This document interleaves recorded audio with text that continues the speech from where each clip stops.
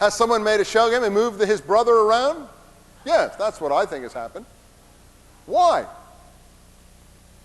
Well, go to Paul. Paul's great. Go to him. He is the closest living survivor who left us a written record. How many of you are aware of that? In other words, the scripture that we have it, Gospels, Book of Acts, letters, primarily Paul and a few others, we're supposed to say that's in descending order of authority, of reliability. That's how the mind works. In fact, it's the opposite way around. Paul's letters are the earliest documents of Christianity. The Gospels are derivative documents. And the Book of Acts, totally derivative. That is, all scholars agree.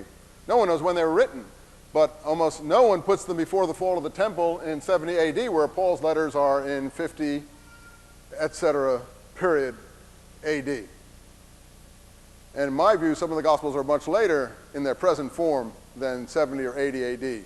Maybe the 90s, maybe 100s, maybe 120s. And the Book of Acts is certainly a composite book whose reliability has to be carefully considered.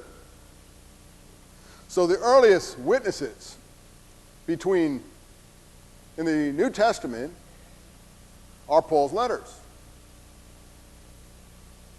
We have a truism in the field. Many of you may not have heard of that.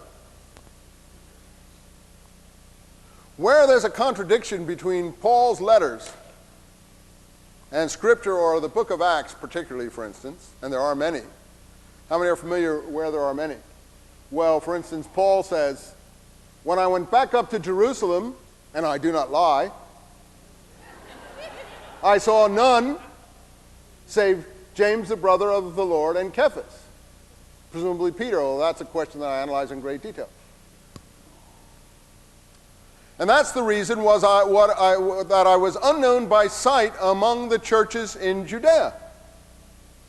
Because they had only heard about me, that he who had formerly persecuted the church had now become one of its members.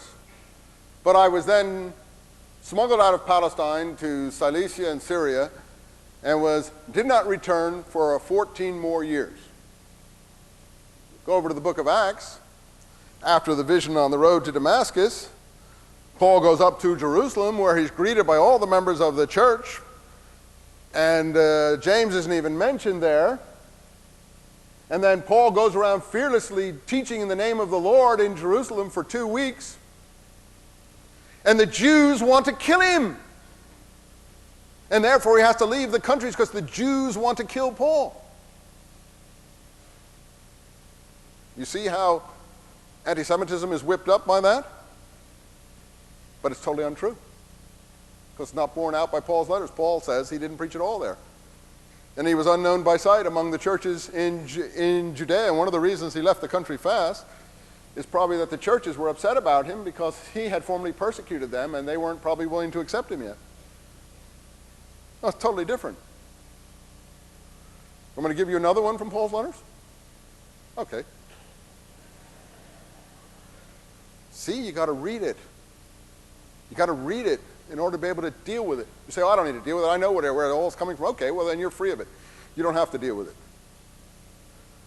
But the rest of us have to deal with it, don't we? Because you see what happens is you and I pass away. Our life is very short.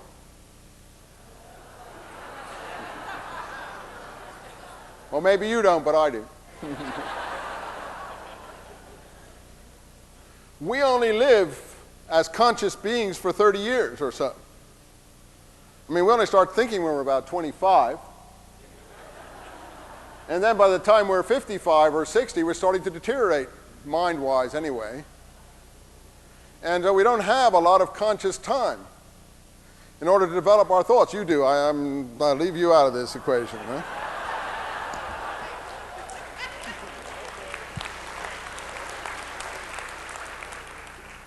But you see, the problem here is that what happens, your generation passes away, at least on this earth, and a new generation gets the same thing pumped into their heads again through the mythology.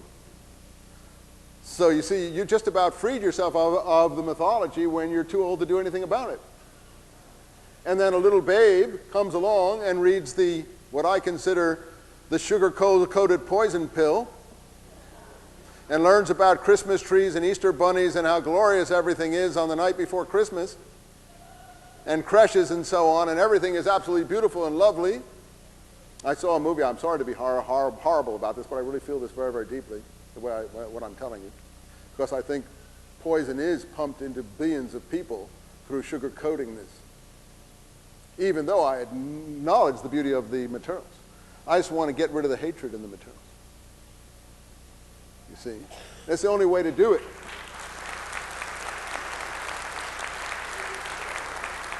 Through knowledge. Knowledge with a big K.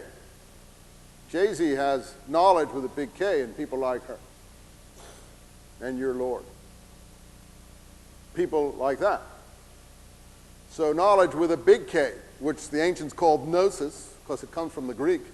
That's the only way to achieve this. So you can go out on your own thing, but you haven't changed anything, because the next generation is going to have the same thing pumped into them again. And we start from scratch. You've got to fight the battle here and now if you want to fight it. I remember seeing a Nazi propaganda film that Joseph Goebbels himself had overseen. It was recently on that channel that always likes to pump Nazi films into the public, the History Channel and everything else, but it's quite interesting in any case to see this. And he apparently, because the reverse is going on the Eastern Front, he decided to give them a different picture of things back home. So he has snowflakes coming down, and he has Christmas trees, and he has Christmas stockings, and he has little children all blonde, and Silent Night playing. That's what I'm talking about. So you see, this is where what Socrates and Plato said, the unexamined life is not worth living, cuts in. So what am I saying is that you have to have knowledge if you're going to deal with this. If you don't want to deal with it, don't. But you see, a lot of us have this on our conscience. We don't want this on our conscience. I think I'm giving the Western world, not me personally, but this material, a way out. We don't want to be